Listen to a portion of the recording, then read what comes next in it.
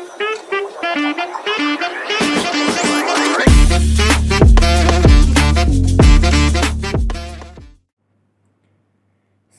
lingkungan eksternal dan lingkungan internal. Analisis lingkungan eksternal bagi perusahaan fashion kami mengidentifikasi beberapa faktor kunci yang dapat mempengaruhi kinerja dan strategi bisnis kami. Pertama, persaingan yang ketat dalam industri fashion menjadi tantangan utama.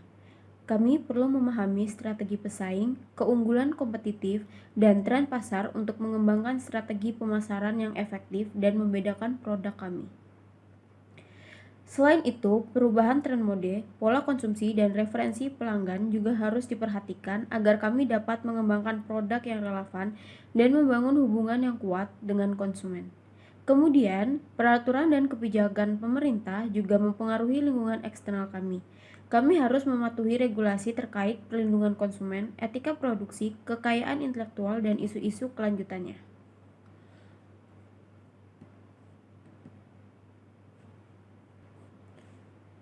Terakhir, adopsi teknologi dan perubahan ekonomi serta sosial juga memainkan peran penting. Kami perlu mengikuti teknologi tren terbaru, memanfaatkan e-commerce, analitik data, dan kecerdasan buatan untuk meningkatkan efisiensi operasional dan memberikan pengalaman unik pada pelanggan. Selain itu, pemantauan perubahan ekonomi dan sosial membantu kami menyesuaikan strategi bisnis agar sesuai dengan kondisi yang berubah. Dengan memahami faktor-faktor lingkungan eksternal ini, kami dapat mengidentifikasi peluang baru, mengantisipasi ancaman, dan mengembangkan strategi yang tepat untuk mencapai pertumbuhan jangka panjang sebagai perusahaan fashion dengan struktur divisional. Analisis lingkungan internal untuk perusahaan fashion kami menunjukkan beberapa faktor kunci yang mendukung kinerja dan kesuksesan kami.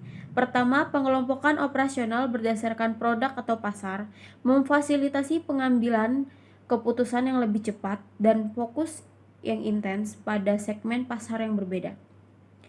Yang kedua, tim dan karyawan kami memiliki keahlian yang berkualitas dalam desain, produksi, pemasaran, dan manajemen yang mendukung inovasi, kreativitas, dan kolaborasi yang kuat. Selain itu, kami memiliki infrastruktur yang modern, termasuk fasilitas produksi yang canggih dan sistem teknologi informasi yang andal, yang membantu meningkatkan efisiensi operasional dan menjaga kelancaran aliran informasi antar divisi.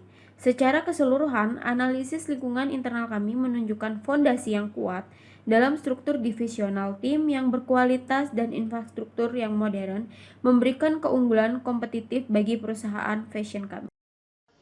Struktur divisional. Emily's Closet memproduksi pakaian yang unik dan beragam. Dengan adanya teknologi di zaman sekarang, tentunya Emily's Closet menjual produknya melalui e-commerce seperti Shopee, Lazada, Tokopedia, dan bahkan mempunyai web penjualan sendiri untuk memudahkan pelanggan berbelanja. Tidak hanya itu, Emily's Closet berkomitmen untuk memberikan pelayanan yang terbaik dengan model fashion yang berbeda di setiap musim dan dengan menggunakan bahan import Budaya organisasi memiliki pola tertentu yang dimiliki oleh anggota maupun karyawan. Secara internal juga mendorong anggota organisasi untuk bekerjasama dan mencapai tujuannya. Budaya organisasi yang dianut Emily's Closet yaitu budaya market dan hierarchy culture. Budaya market berfokus pada eksternal, stabilitas, dan kontrol. Market culture juga memberi value bagi pelanggan serta kecepatan produksi yang tentunya berfungsi untuk memberikan produk kepada pelanggan dengan cepat. Hierarchy culture juga menjadi salah satu budaya yang diterapkan dalam perusahaan kami karena ia berfokus pada internal, stabilitas, dan kontrol. Perancangan sumber daya manusia. Direktur perusahaan satu bertanggung jawab dalam mengatur kegiatan-kegiatan, bersikap adil pada setiap divisi, merancangkan aktivitas apa yang akan menguntungkan penjual atau perusahaan, dan mengawasi setiap proses agar tidak terjadi kesalahan-kesalahan. Head Merchandise bertanggung jawab atas mempersiapkan hal-hal yang harus disiapkan untuk kegiatan yang sudah direncanakan, dan juga memastikan semua bahan yang dipasarkan sudah sesuai dan mengatur untuk tim yang memasarkan. Head Marketing bertanggung jawab atas promosi perusahaan atau barang yang dijual, melakukan promosi kepada pihak luar, bertugas juga untuk mengenalkan produk kepada masyarakat, bertugas menjalin hubungan yang baik kepada customer, menjadi penghubung perusahaan. Lalu ada Head Finance Accounting, bertanggung jawab atas perhitungan uang dalam perusahaan seperti kas, pembelian bahan baku, dan juga gaji karyawan. Desainer 2 bertanggung jawab atas desain fashion yang sedang tren, lalu bertanggung jawab juga meningkatkan daya tarik agar menarik perhatian masyarakat, serta bertanggung jawab atas kreativitas dalam membuat pakaian, memastikan bahan yang akan digunakan adalah bahan yang nyaman untuk digunakan. Staf produksi 3 bertanggung jawab untuk mengelola bahan-bahan dan membentuknya sesuai dengan desain dari desainer dan customer, memastikan bahannya juga sudah sesuai. Komunikasi dalam perusahaan. Kami menggunakan dua tipe komunikasi, yaitu yang pertama, komunikasi oral. Menggunakan komunikasi oral atau komunikasi spontan jika ada sesuatu yang urgent untuk mempercepat waktu penyampaian informasi. Yang kedua, komunikasi tertulis.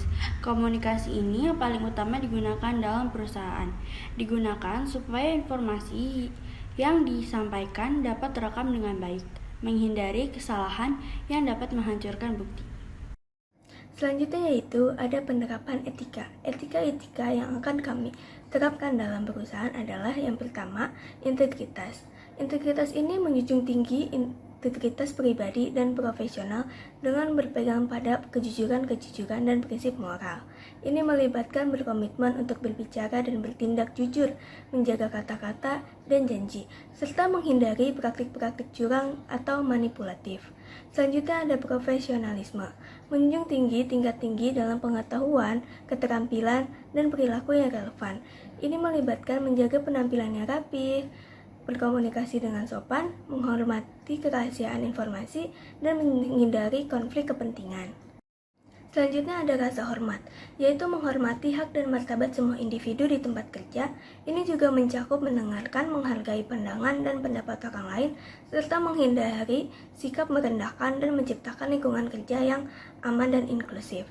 Dan terakhir ada bertanggung jawab, mengakui dan menerima tanggung jawab pribadi dalam melaksanakan tugas dan mencapai hasil yang diharapkan, bertanggung jawab atas kesalahan dan belajar darinya, serta bertanggung jawab terhadap keputusan atau tindakan yang diambil. Sekian dari saya, terima kasih.